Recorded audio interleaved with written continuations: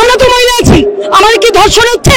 আমাদের বান্দারা বিরাটি সিন্ধু সামলাচ্ছে, নারী যথেষ্ট নারী সুরক্ষিত। আজকে নারী সুরক্ষিত আছে বলে আজ আমরা রাস্তাঘাটে পথে বেরোতে পারছি। ঘটনা দেখা যাচ্ছে, আরজি করার ঘটনা দেখা যাচ্ছে,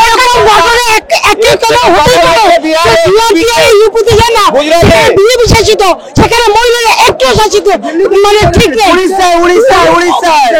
মেয়েদের যেভাবে অত্যাচার করে আমি জানি দিল্লিতে, আদার্স অন্য কান্ট্রি অন্য স্টেটে, কিন্তু পশ্চিমবঙ্গে আমি মনে করি অপরাজিতা বিল আনবেন। কোথাও অপরাজিতা বিল? অপরাজিতা বিল তো দিদি তো করবে না, করবে প্রাইম মিনিস্টার পিএম করবে, ওনারা তো করছে না, রাষ্ট্রপতি করছে না। তো ওনারা যদি না করে, সমস্ত মেজরিটি তো ওদের বেশি বিজেপি, তারপরে আজকে কোনো বিল পাস করতে দেয় না, সবকিছু আজকে আটকে দেয়। আর যদি আমাদের তৃণমূল কি আদার্স কোনো দল যদি থাকে, তাহলে আমি মনে করি আমরা সাধারণ মহিলা হয়ে মনে করি আমরা কোনো পদে নেই, কিছু নেই, সাধারণ মহিলা আমরা আছি দিদির টানে, দিদিকে ভালোবাসি। কারণ আমরা জানি মমতাদি বাংলায় সুরক্ষিত মহিলাদের রেখেছে। আজকে আমরা বাংলায় দাঁড়িয়ে মমতাদির নামে যা ইচ্ছা তাই করতে পারে। অন্য আমরা সিপিএমের আমল দেখেছি, কংগ্রেসের আমল দেখিনি, শুনেছি।